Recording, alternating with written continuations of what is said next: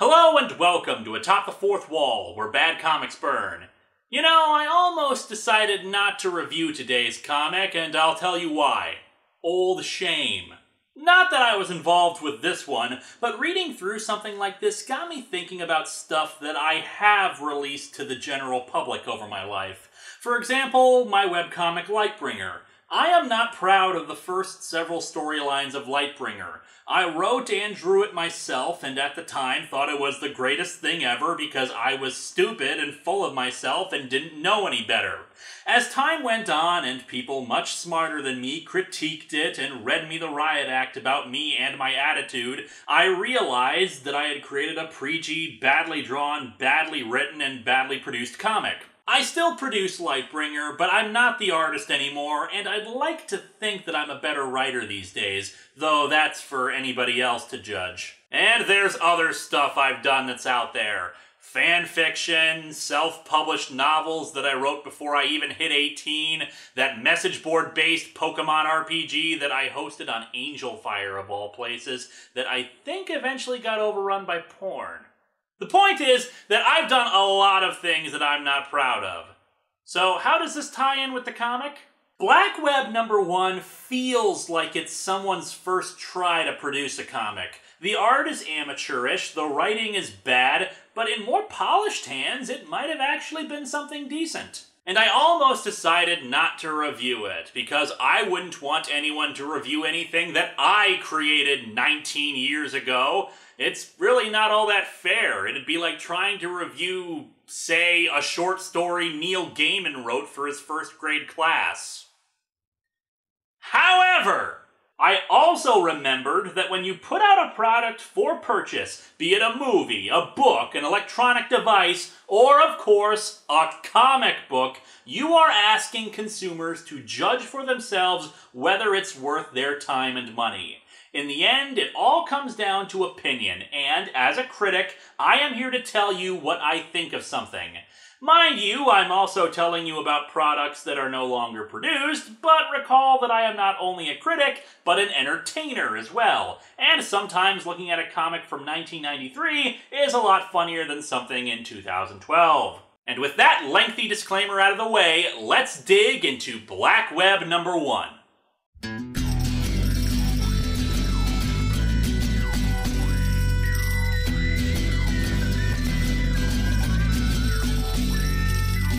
Welcome to Atop the Fourth Wall, where bad comics burn. Linkara's gonna teach you all a lesson you won't learn. Brodsky, you're not the smartest. Life out, you're not an artist. Anyone who's had a bad comic published, it could be your turn. Linkara, he's a man punch, wears a pretty hat. Linkara, he has a magic gun. Where'd he purchase that? Linkara, coins, robots, Amazon and trucks. Linkara, this comic sucks. Linkara.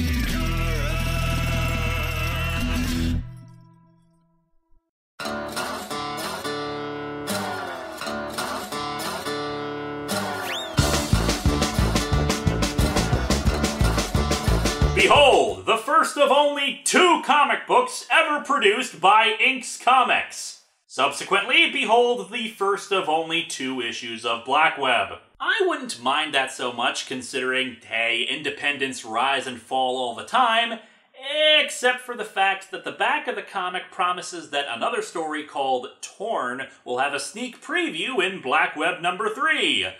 A comic that, from what I can tell, never materialized. My sincere condolences to the creative team behind that one.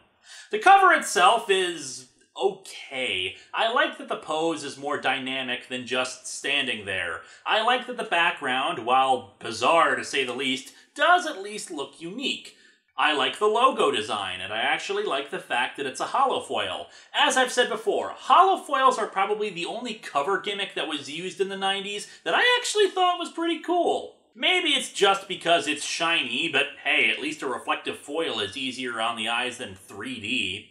While we're talking about stuff I actually like the character design for Blackweb. It has a good color balance, and frankly, I've always been a fan of punching daggers or wrist blades.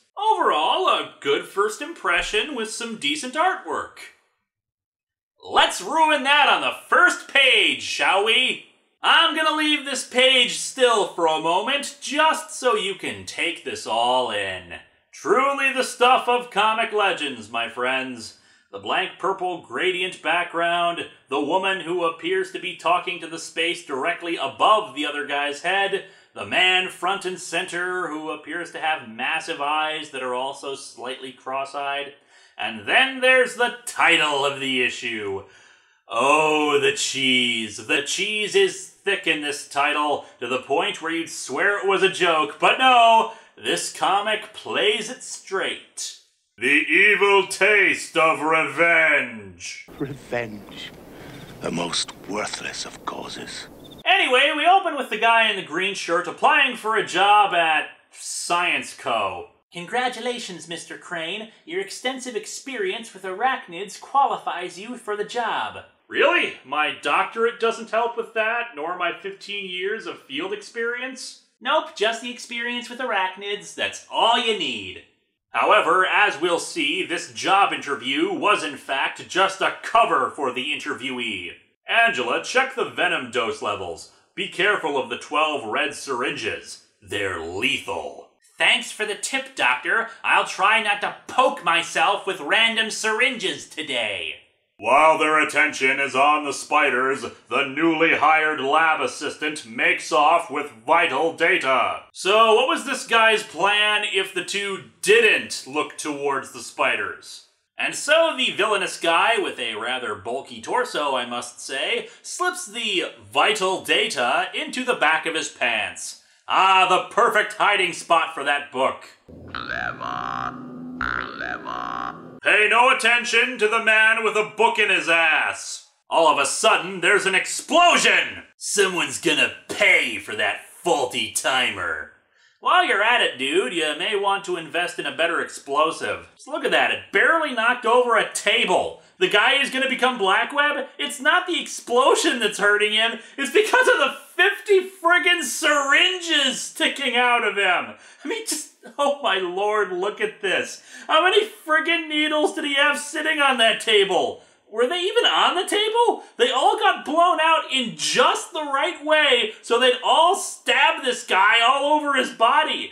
Dude, you ever think about, I don't know, injecting the contents into a test tube and then safely disposing of the needle? It'd probably be a lot safer than keeping those things just sitting around waiting for someone to trip on them. Crap, the safety record of this place has got to be hell. OSHA's gonna have a fit over this. And hey, wait a second, did the explosion burn off his shirt? Well, no, we see the shirt later, but it's opened up. The explosion unbuttoned his shirt. And yeah, that's our title character who just got turned into a pincushion. What I especially love so far about this comic is the character development. In only 2 pages, we already know so much about him. For example, he's a scientist.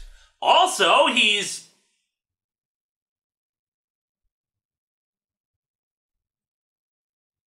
So anyway, it takes several pages for us to learn that this guy's name is Derek, otherwise he's addressed as Dr. Baylor for most of it. Dr. Derek stumbles out of the lab looking for help for the woman, Angela, and not feeling too good after the whole explosion and poisons and whatnot.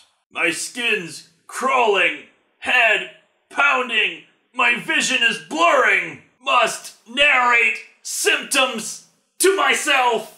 His body transforms quickly, and he apparently decided to take off his pants at some point during this with the rest of his clothes. That seems normal. Transformed by the experimental venom, Baylor seeks refuge on the rooftops. I automatically know I can do this because... spider venom. With this body, revenge is going to be sweet! Ah, Kirk, my old friend. Do you know the Klingon proverb that tells us revenge is a dish best served as sweet? It is very sweet in space. The police, firemen, and ambulance are surprisingly quick to respond, considering there doesn't even seem to be a fire outside of the lab or anything. But the narrative caption says that Dr. Angela is transported to the hospital. Hold on, Angela! Oh crap, spiders can't fly! The arsonist, Crane, meets with the guy who hired him for the job. And since it's a guy in silhouette, it's probably the fake Azar from Johnny Turbo. Clearly, their research into spiders would eventually lead those scientists to create a CD-based add-on for their game system. Survivors? None. Was the blast supposed to take me out too? A carless craftsman. He'll be dealt with. Being carless will punish him by giving him a car. And then taking it away. Meanwhile, at the hospital, Derek is on the roof thinking about what happened to him. That spider's venom should have killed me. What, did all of those syringes full of venom come from a single spider? That thing was an efficient little bastard, wasn't it? I'm caught in some sort of dark, black web. Well, first of all, as a general rule, I'd say black is already dark, so perhaps your superhero name should be Captain Redundant. Secondly, how do you define this as a black web exactly? It's black, certainly. Well, gray, but you get what I mean. But where's the web part? That red, vaguely spider-shaped thing is a web now? He also received stingers that shoot out of the back of his wrists that the letters section explains are hardened cartilage. Man, this super awesome spider was truly a miracle. I mean, it had stingers, too? Wow!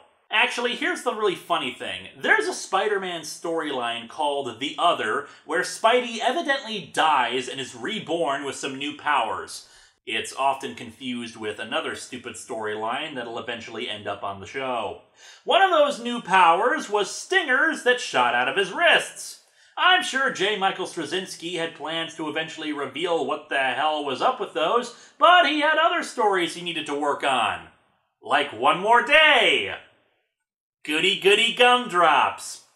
The implied explanation, from what I can gather, and what I vaguely recall reading at the time, was that while spiders didn't possess stingers now, somewhere along the line it was likely that they would evolve to possess them. That, however, is a rather stupid explanation, making it seem like they were just trying to justify turning Peter Parker into Wolverine.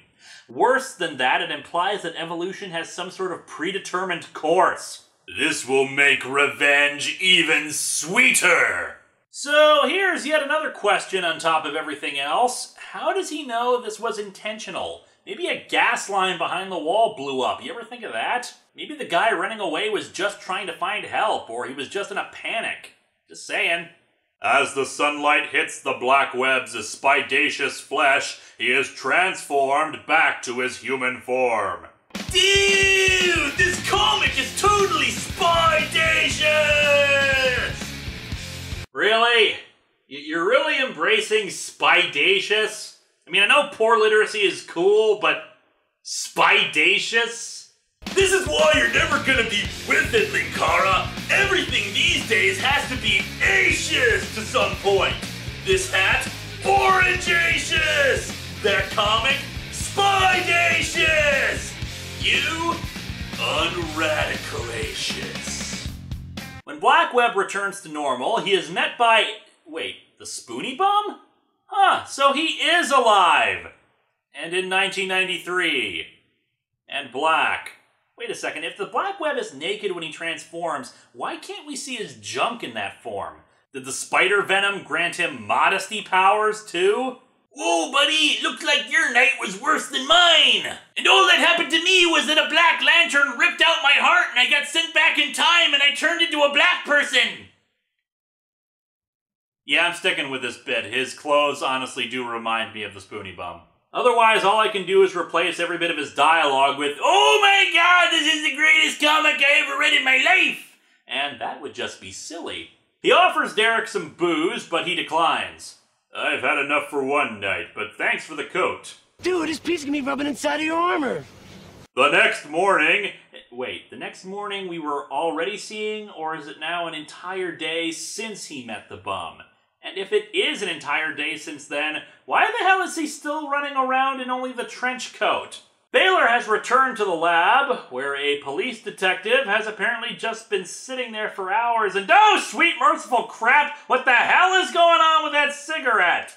Dude, at that point, it stopped being something you smoke and instead becomes something you carry while hunting Frankenstein. Hello, Dr. Linksano again, just here to respond to the inevitable people who will post that Frankenstein is the doctor and not the monster.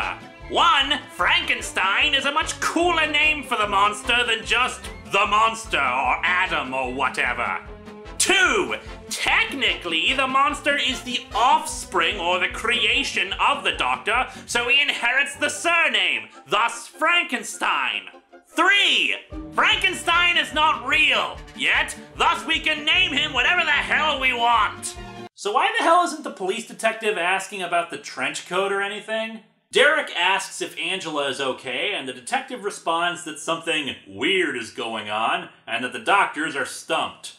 Curious, don't look like the explosion touched you. Technically, it didn't touch Angela either, but whatever. He says that they've definitely confirmed that the explosion was arson, but Derek can't believe it since the research was pretty inconsequential. We cut to several hours later at the hospital, where we see that the explosion apparently caused a head injury to Angela. Okay, I'll buy it. Derek tells her that he remembered seeing Crane leaving with their research book and that he'll try to track him down using the resume he had supplied to them, Angela warning him to be careful. We cut to him checking the resume. Oh, man. We'll ignore the bad art on Derek himself, but take a look at that computer. You know, maybe this is what the Tandy computer whiz kids meant whenever they referred to little computers. Derek checks Crane's address from the resume. Why did Crane take the notes? Only a scientist could take advantage of its secrets. Only a science major could have used spider venom research like this. He then checks out the reference given, but most of them either tell him to leave or that they've never heard of him. In particular, a Mr. Feller. That night, he suddenly feels his body changing and he ducks into an alley, once again becoming Blackweb. Yeah, according to the letters page, it's a nocturnal transformation completely against his will. Also, if this artwork is to be believed, it sets him on fire, too. Over to Spinus Lab Industries, we finally get a look at our villain. And it's just some doughy guy. Why was he hidden before, exactly? Anyway, he berates Crane for not getting the 2 scientists killed and tells him to kill them so that the job gets finished. You know, standard villain stuff. Back over to Blackweb, he decides to check one of those references on Crane's resume once more by sneaking into their apartment. Ready to play Jeopardy? Oh, I'll play your game, you rogue. At Stinger Point, the guy admits that he never met Crane before, but that Feller guy from before paid him $1,000 for the reference. Later, he bragged that he made a bomb that destroyed a research lab. He bragged about that? Oh yeah, that's the kind of thing you just want to shout from the rooftops to show how awesome you are. Clever. The guy's wife walks in and screams. Instinctively, the black web grabs a web from his chest. Wait, is his skin made out of web? What the hell does that mean? And yeah, he tosses the goo at her and what, I don't know, other than I guess she's infected with the black oil virus or something. He leaps out the window and warns them not to tell Crane or he'll be back. Wait a second, he's coming out of the 3rd-story window, but the caption when this scene started said the guy's apartment was on the 5th floor. Space is warped and time is bendable. And then E.T. walks in and shoots them. Yeah, that just happened. The only thing the Seeker needs is no witnesses. You know, you'd think being some kind of weird-ass mutant thing with star eyes and I think 3 arms, I can't exactly tell with the artwork, would be enough, but no, he actually uses a gun. Why even bother having the character look like this if he just uses a regular gun? Also, another artistic note. Hair apparently just falls off of you if you're shot in the head. No bloody chunks of flesh and bone, just hair. Back to Blackweb, he leaps from building to building, going to the offices of another of the references, and starts digging through their stuff. He sees that this one has a connection to Spinus Industries, including a mention about transients and the Mutant Project. When he hears a security guard approach, he decides to knock the guard out in the most logical manner possible. Wrap his legs around his head and do something. I'm sure the implication is that he choked him unconscious, but there's clearly plenty of room between his legs. Maybe his wang is a third stinger. The Seeker then covers his tracks again by following behind, shooting the unconscious guard in the head and blowing up the office building. The next morning, Derek learns from the rather oddly designed newspaper about the 3 deaths. Wow, this is quick turnaround. They've already all been identified, had autopsies that showed they were connected, especially the one who was blown the hell up, and a full story was written for the newspaper on it. Angela's doctor calls him up to let him know that while her injuries are healing up, her weakened condition hasn't changed, suggesting that she's dying. As you can see, Derek's blank expression on his face shows just how sad he is at the prospect of her dying. Also, he cries acid now. That evening, in a rage, he goes to talk to Feller and doesn't give a crap about the whole secret identity thing. Not that he'd be very good at it anyway, what with the only difference being the skin change. Your bomb destroyed my lab, almost killed me and my girlfriend. Wait, those two were an item? Thanks for establishing that, comic. All we knew up until now was that they worked together. How can you be Dr. Baylor? You're not human. Is not human what? Oh, you meant you are not human. Nice spelling error there. By the by, the editor that's listed, it's also the writer of the dialogue. Good job. Let's see if you bleed like a man. I am a man. I am a man! Yeah.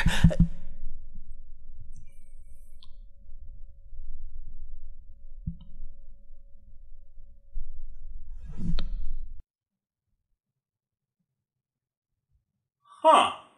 Feller must have some sort of compulsion to tell people what he's done, since he reveals to Blackweb that he was hired by someone else to do it. After getting scratched on the face, Feller decides to reveal that he's got superpowers too. Somehow, it makes him grow 2 feet taller, lose all his hair, get a half face mask like Grimm from Doom's 4, and suddenly wear a green leotard. Yeah, that came out of nowhere. And just as quickly, Blackweb manages to stab him in the nipples and kill him. He recognizes the symbol on Feller's chest as the same one from the documents he was reading at another office. Over at Evil Co. Industries, they detect that Feller has died. Get me Crane on the line now, and send out a replacement. Why is he in silhouette again? We saw the guy already! There's no reason to hide him! Then we just get 2 panels of nothing. I guess the implication is that they're activating another mutant person thing, but we aren't given a clue. The next day, Derek goes to the hospital where Detective What's-His-Name is waiting. Bela, hold it. My superiors have cleared you, but I still think you're dirty. And I'm not gonna stop till I tie all the loose ends together. Okay, aside from the lack of injuries, why do you think he was behind this? What does he gain by destroying his own laboratory and research? That's right. For now, you're free. But don't get too comfortable. I'll always be at your back. Ready to use karate chop action on you! And so our comic ends with Derek going into Angela's hospital room, only to discover her in a corner encased in webs.